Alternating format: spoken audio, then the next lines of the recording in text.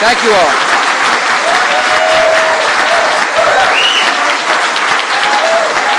Thank you all.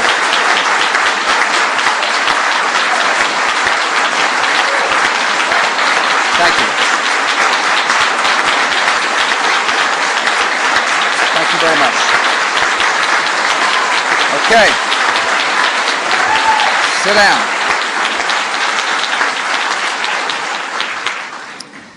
Well, thank you all very much for that warm welcome. I'm glad to be in the midst of patriots, people who love their country, and people willing to work hard to help our fellow Americans who may be in need. First, I want to thank Elaine Chao for her leadership. I knew I picked a good one when I picked her to become the Secretary of Labor, and she's proven me right.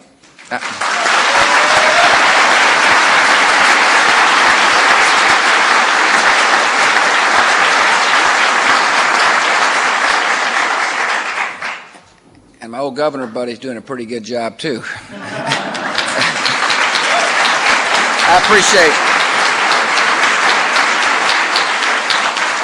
I appreciate the hard work of our cabinet during this period.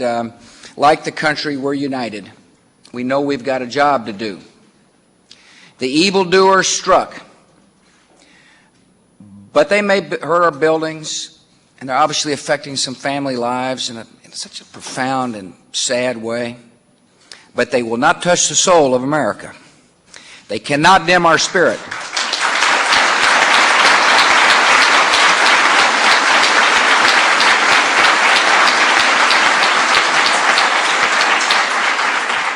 We've got a job to do, all of us, and I'm here to thank you and the Department of Labor for your hard work, your concern for your fellow Americans.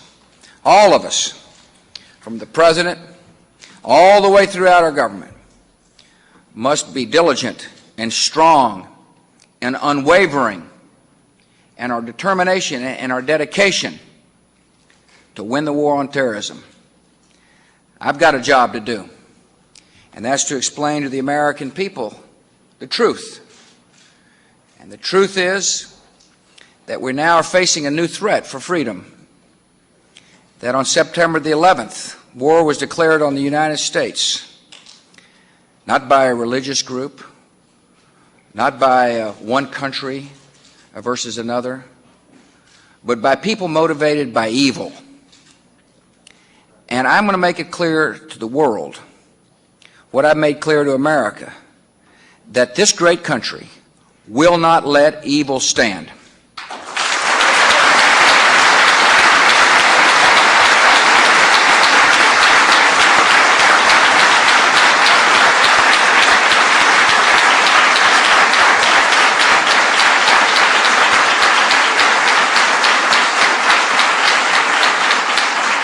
The attack on our land roused a mighty nation.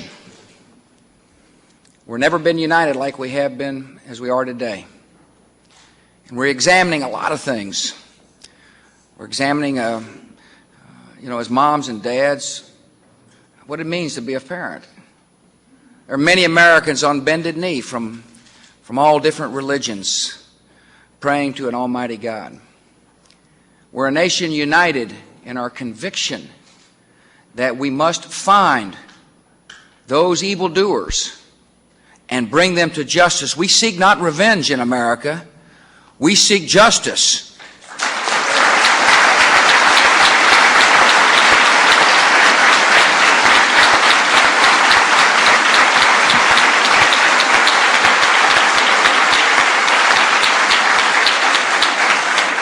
Americans understand that this is a different type of campaign. It's a different type of struggle to defeat an enemy that's sometimes hard to see and sometimes hard to find. But what the enemy has found out is we're determined people, and we're patient, and will we do what it takes to bring them to justice. We built a vast coalition of nations from all around the world to join us. Nations which understand that what happened in New York and Washington could happen to them as well. They understand it's now time to unite to defeat evil. Each nation comes with a different set of capabilities and a different set of a different willingness to help. And America says, we don't care how you help, just help. Either you're for us or you're against us.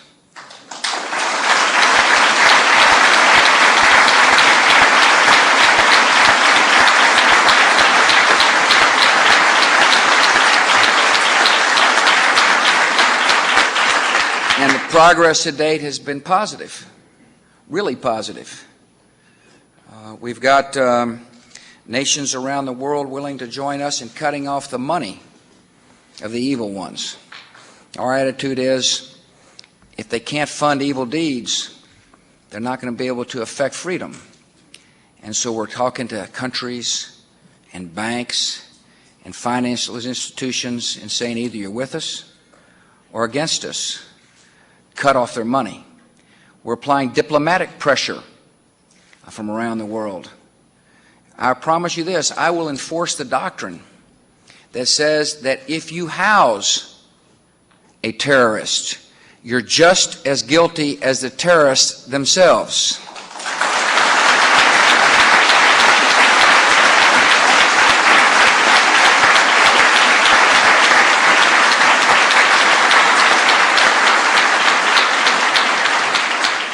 This is our calling. This is our nation's time to lead the world, and we're going to do that. And we must do so in a bold and strong and determined fashion. We will not waver.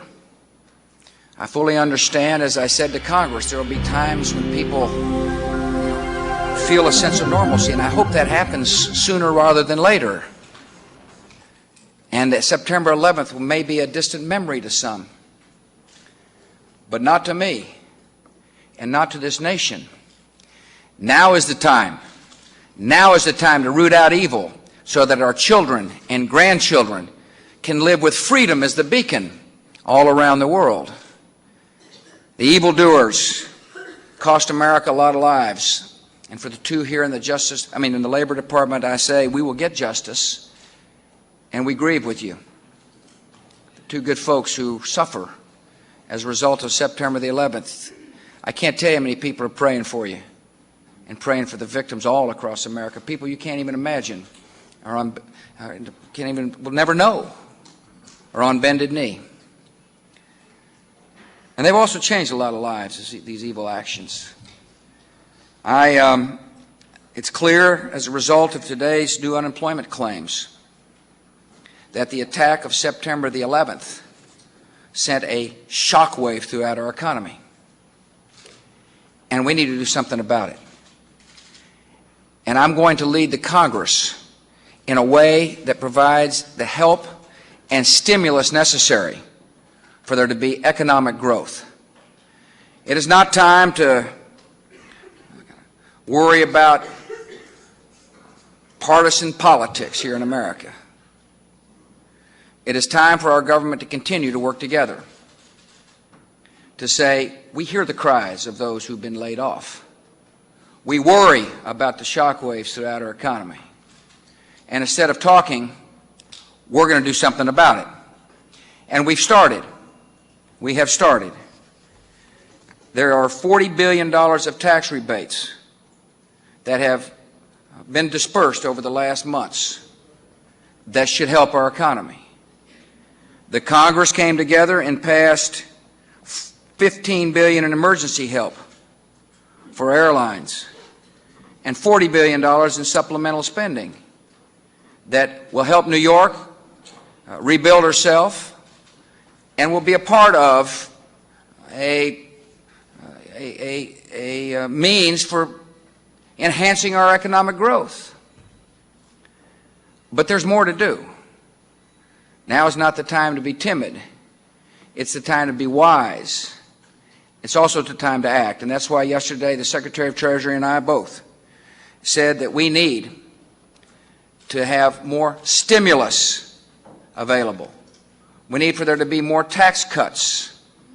Now I want to remind my fellow Americans that starting next year, There will be $70 billion additional dollars of tax reductions and larger child credits coming as a result of the tax package we passed and I signed. So there's stimulus available.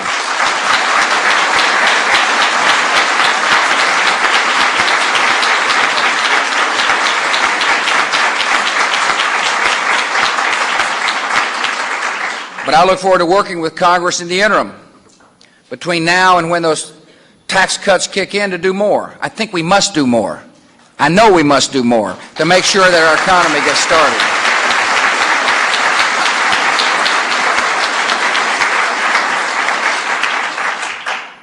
And I'm going to ask Congress to ask this question. Will what I vote for encourage economic growth? Not will it make me look better at home, or will it satisfy a narrow constituency, but will my vote stimulate economic vitality and growth? That's the question that Americans are asking when we vote on a tax reduction package, and that's the question I will be asking. I strongly believe we need to make sure that consumer confidence stays high by giving people more of their own money back.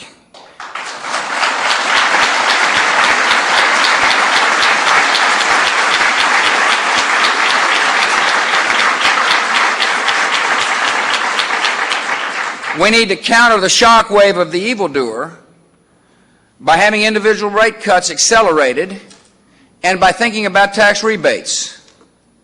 Secondly, in order to make sure our economy grows within the $60 to $75 billion package that the parameters of which we outline, we need to make sure we have investment incentives for U.S. businesses, both large and small. That not only should we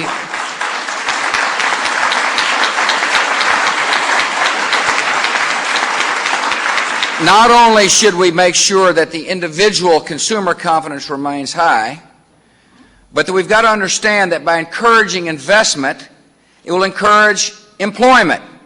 And one of the things that Elaine mentioned is that you're a department that makes sure that people find work. We've got to have good policy coming out of Congress to make sure that when you work hard to help people find work, there's a stimulus package that does so. People say, well, why did you say that the parameters ought to be $60 to $75 billion? Well, one, we think that's the right size to encourage growth without affecting the economy in the long term. And secondly, I think it makes sense to have parameters so that Congress doesn't feel like it has to invent a series of new programs in order to stimulate economic growth. We know what we need to do, and I look forward to working with both Republicans and Democrats to get it done. It's the right thing for the American people.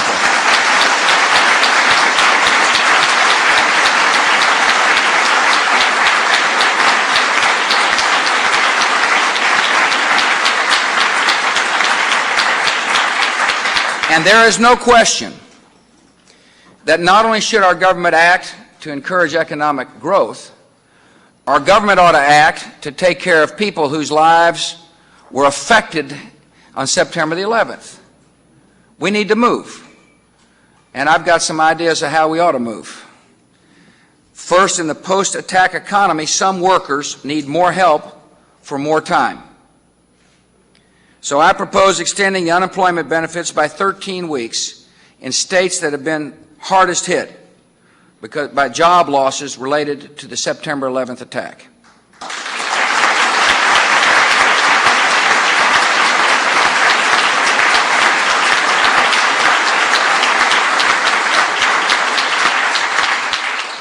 This emergency extension will be paid entirely by federal dollars and should remain in place for 18 months. And secondly, I believe the best way to help people meet health care needs or job training needs or income support is to fund the National Emergency Grant System by an additional $3 billion.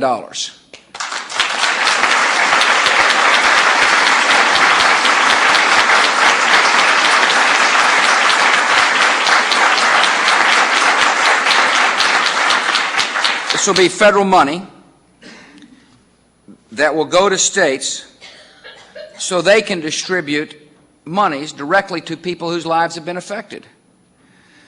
I urge the Congress, as they plan ways to deal with this tragedy, to look at the government programs that already exist. We don't have time to try to invent new programs. What we ought to do is make those programs that exist work better. And here's two solutions to do so.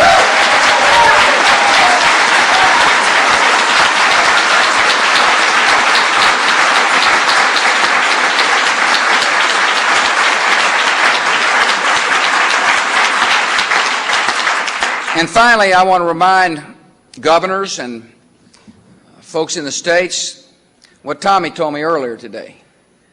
Tommy said there's $11 billion available to help states provide health insurance for low-income workers and their families through the S-CHIP program. It's an important opportunity for states to expand coverage to people whose lives have been severely affected by the September 11th attack. This is a way we can help. This is a set of principles for Congress to work together to help the American people. We can stimulate growth and at the same time take care of the workers whose lives have been impacted by the September 11th attack. And that's what we must do. Because you see, the terrorists hope to change our way of life. On the one hand, they hope that America would become timid and cower in the face of their barbaric acts. They were wrong. On the other hand, they would hope that we would become paralyzed and unable to act at home in order to do what's right for the American people. They were wrong again. Instead, they have provided interesting opportunities for America. I told some world leaders, through our tears, we see opportunity, that we're sad and angry, but we've got a clear vision of the world, that this is a remarkable moment in history which our nation will seize. We'll act boldly at home to encourage economic growth. We'll take care of people who hurt. We will comfort those who lost lives. We'll be compassionate as to how we deal with Afghan citizens, for example, by making sure there's humanitarian aid. And we'll be tough and resolute as we unite to make sure freedom stands, to rout out evil, to say to our children and grandchildren, we were bold enough to act without tiring, so that you can live in a great land and in a peaceful world.